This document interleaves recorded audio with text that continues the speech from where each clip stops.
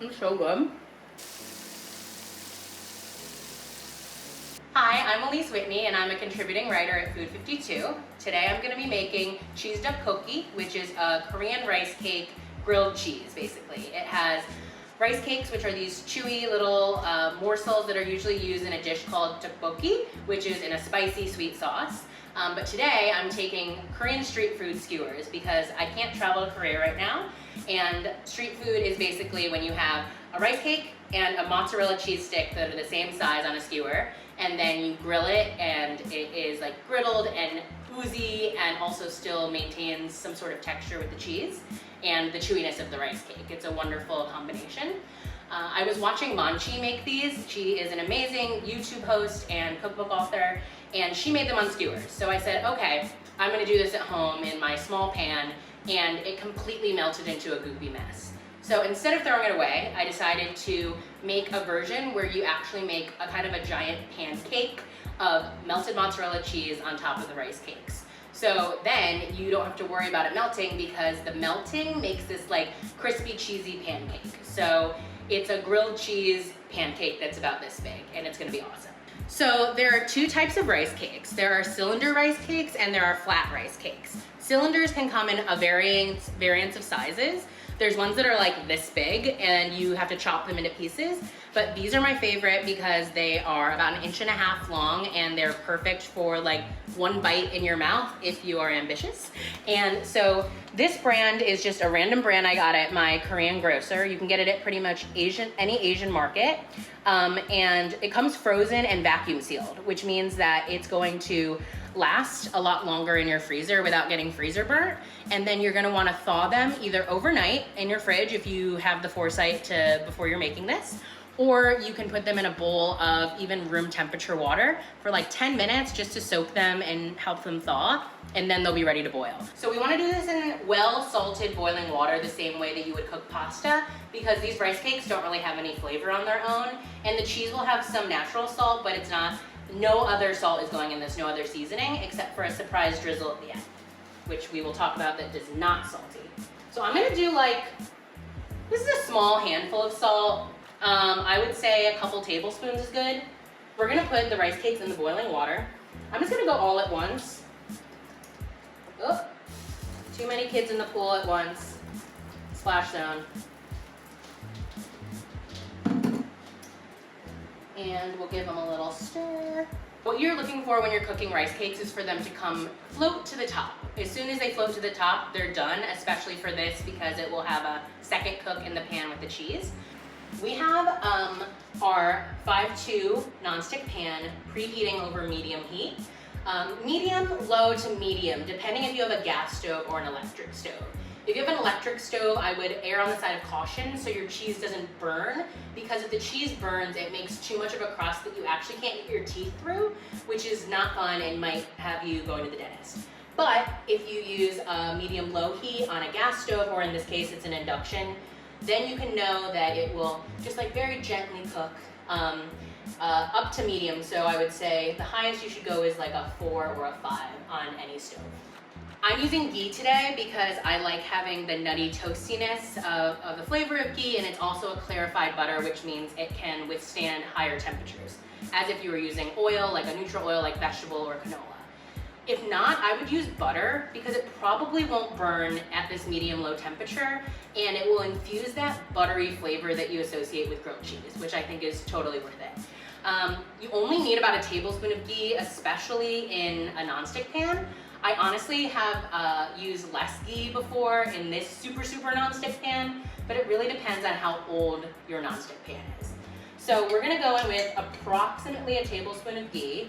If you keep it in the fridge, which you actually don't have to because it won't spoil at room temp, because there are no milk solids in ghee, then you might have to scoop a little harder to make sure you measure a tablespoon. This was kind of an approximate.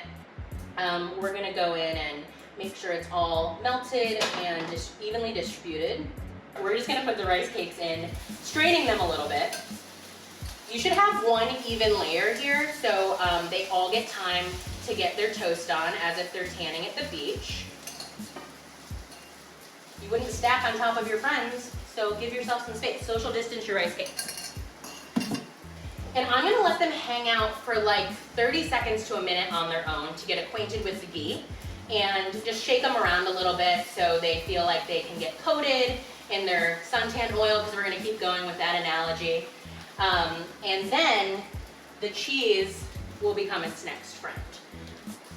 But I'm gonna give it like 30 seconds to a minute just to get acquainted.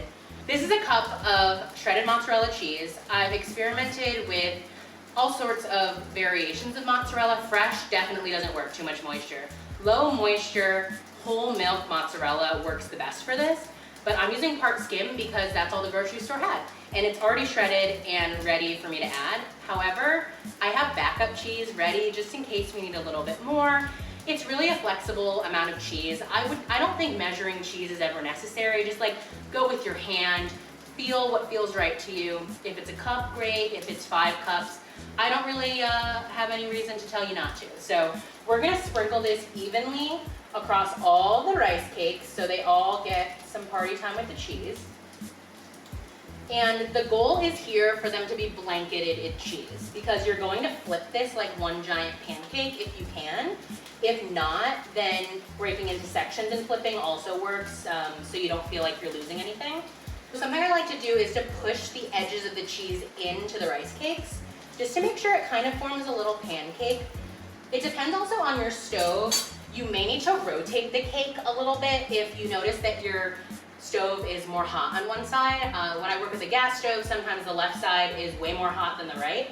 So I'll just take the pancake and I'll kind of rotate it around. Just like a little zhuzh. It's kind of hard to do though if you don't have uneven heating, because the cheese just won't be ready. So depends on your stove. So we're gonna check it now, and the goal is to flip this as one big pancake, but if you can't, then it's totally okay to break it into pieces. I would say a quarter of each of this whole pancake is great for a serving for one person. So what I like to do is first look under the edges. Oh yeah, it's getting kind of golden, as you can see. I'm sacrificing this corner of the pancake for the video. So we're gonna attempt to flip it at once, but if it seems like it's not gonna work, we're gonna abort mission, cut it into pieces, and flip it. Ooh, it's risky, so we're just gonna go with what fits on this giant spatula. Okay, see, natural breaking apart, like before continents existed.